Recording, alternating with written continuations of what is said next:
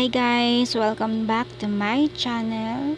So I have here 3.5mm hook, and this yarn is a polyester yarn. I use 8 ply, and this is purple. So let's start our project. First, make a slip knot and get your measurement. So we will make a chain up to the half size of your measurement.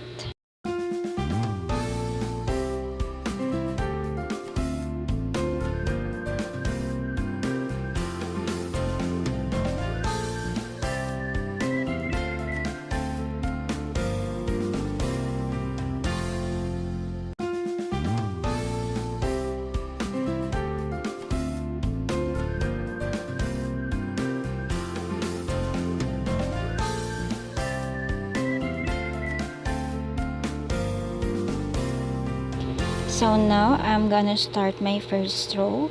So make 1 double crochet for each chains.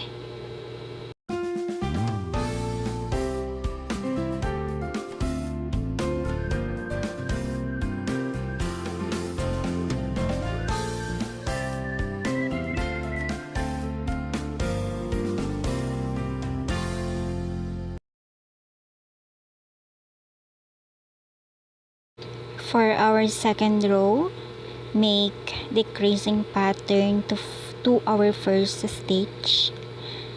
So we're going to make our first stitch with decreasing double crochet.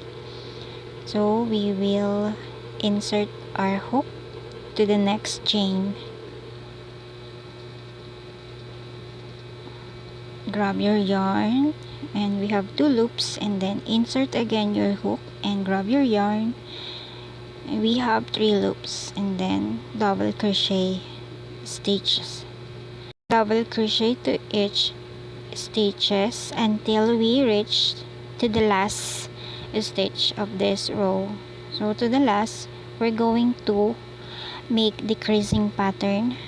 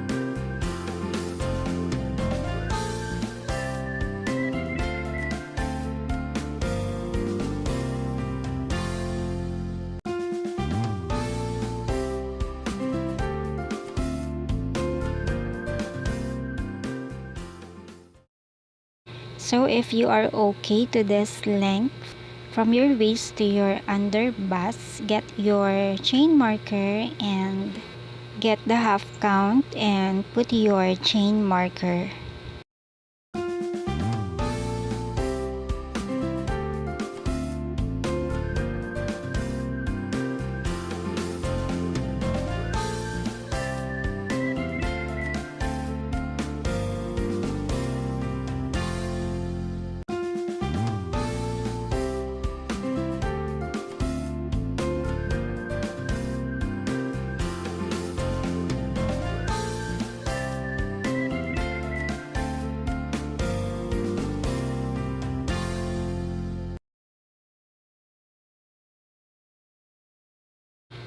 So in this part, we will skip one stitch and continue double crochet until to the end of this row.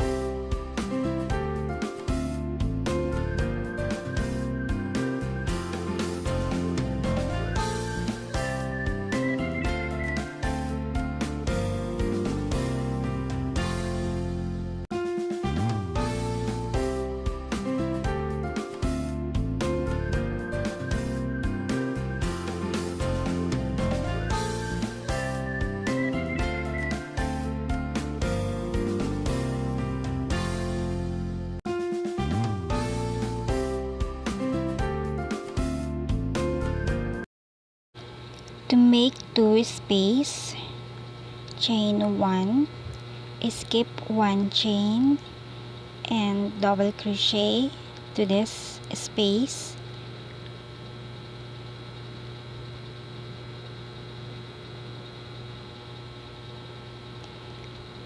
Chain 1 again and skip 1 stitch and double crochet.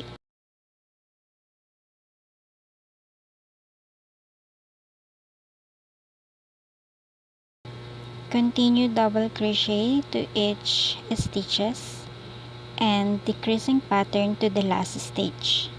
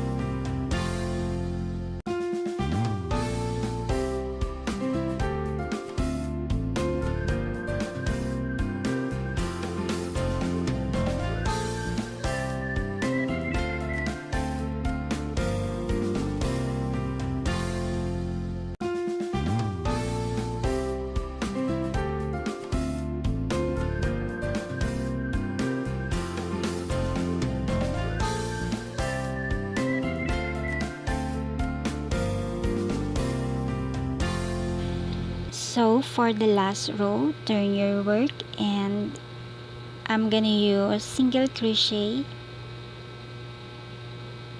decreasing pattern to the first stitch and single crochet to every stitches and decreasing pattern to the last stitch, and this is my last row.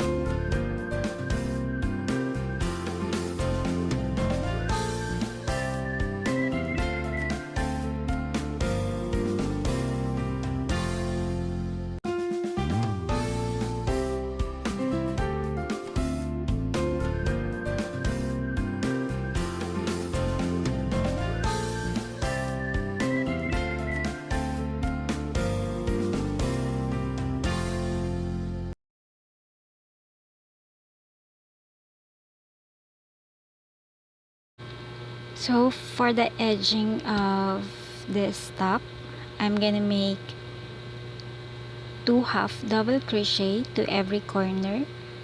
So here is my first corner, 1 half double crochet, and then another half double crochet to the same corner, and then next corner we're gonna make 2 half double crochet together, and then continue until to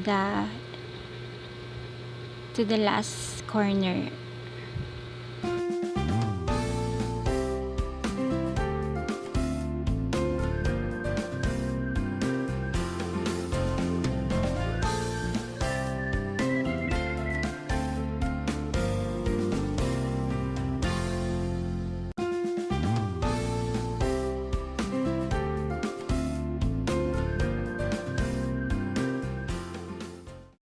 For the back strap, we're going to make chains up to 70 to 80 chains.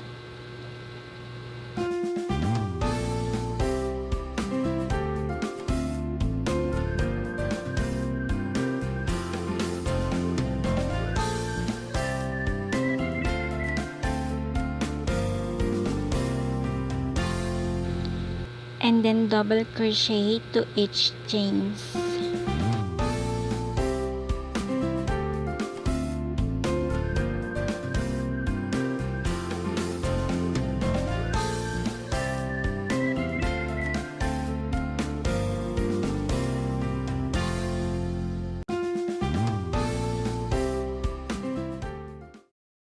Continue half double crochet for the edging of this top until to the next corner, and then we're gonna make again 80 chains and double crochet for the back strap.